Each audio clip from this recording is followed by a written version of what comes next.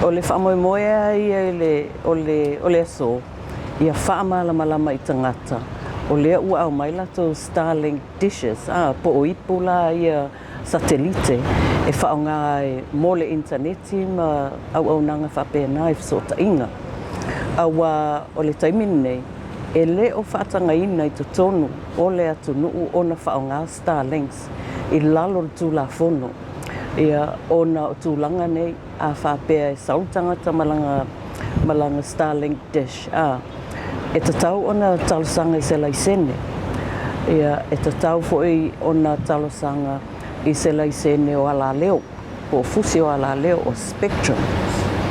Ona o tūlanga I le taimili nei, e le o iai se tatou company o tuina atu au nanga tau satelite tono Samoa. E se ivanga nā la o le ua iai se company, ia o na whaataua le tono Samoa.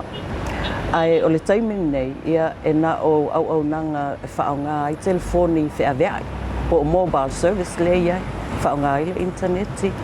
Ia ai mai se foi o modems foi la ia whaonga I tono whale. Ai le o whaatanga ina se masini tau satelite tai pe o StarLink. O le winga tonu lavana o le aso. Peia on silafia o yang wali e Februari le sa avele order. Ia taimina o tele o iai nei. Ia a o taimila nei. E tatau lava o na wha malama I tangata ua au mai ala tau StarLink I Samoa. E o loo au mai wha le tūlafono, wha soli tūlafono. Pe a fua tū lava I totonu o le tūlafono so ta inga luafe ma lima.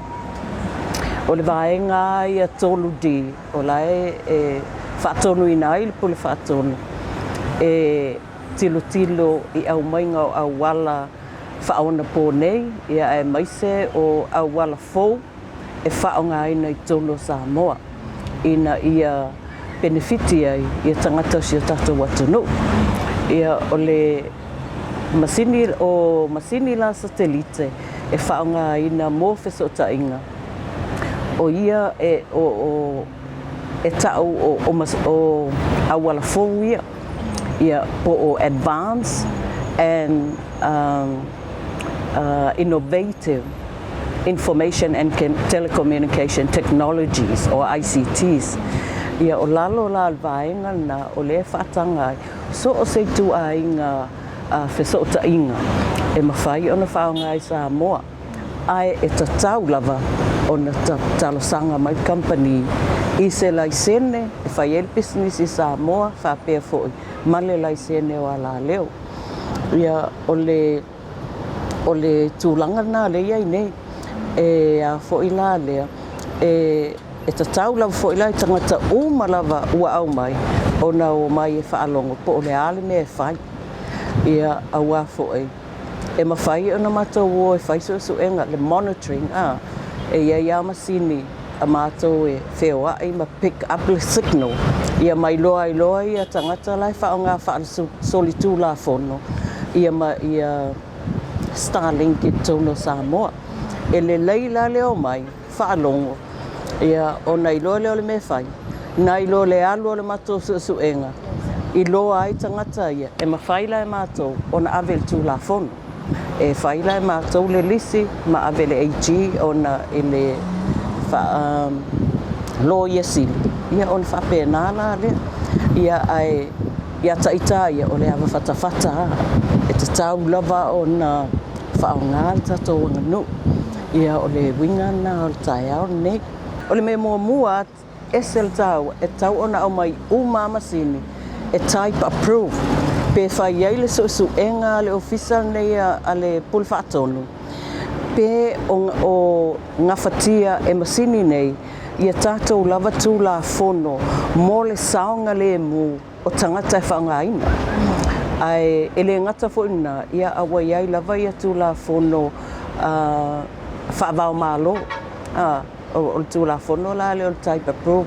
E o mai lava le teimi nei, so o se telefoni e au mai e mua atu lava io, e o I drones, e mua atu lava io, e o I masini tono taavale so se masini lava i whaonga i ala leo masini umalavana e au mai tono i laptops lea lava whaile ngā luenga ole tasi nā ngā luenga tele ale ofisa ole pulwhaatonu ale ofisa ole sue ina o mea ia au mai tono Samoa po o tala whea ngai ma meet ia mana onga o Samoa wa tele amasini o i telefoni wa tele whalawalawe tupu ai lawe mea i tangata whalongolongo ai mō telefoni to ai ngā me whapena o le ngā luenga la ngā pito i silion tāua lea la e tau ona au mai uma amasini ai tono o le ofisa se i sue ia ona nailoa la ia le pili e tatongi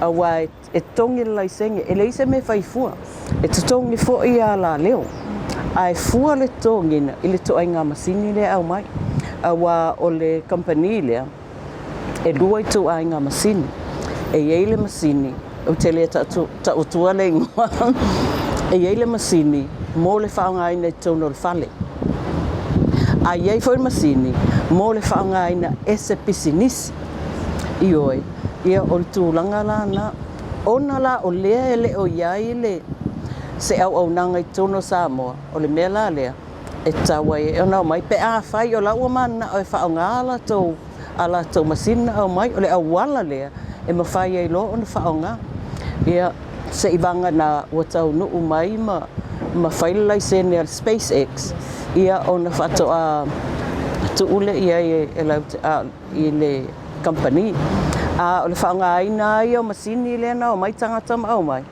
pa wale o la wale mwhai on whaonga al taimini nei o le ua avel whatonunga i le SpaceX e talosanga mai mo se la tau lai sene e ngā lulue ai Samoa o sesi company e tu ina atu au nanga e totono o le atu nu taipei au Vodafone ma Digicel ia o le tūlanga nā le i le taimini le lai whanga solo ia le talosanga le SpaceX ina ia o mai whaila tau pisinisi tono Samoa a whai fo ila e le ise la tau ofisa i tono Samoa ai tatawa o nei ise la tau local partner lau te ngā lue whatas.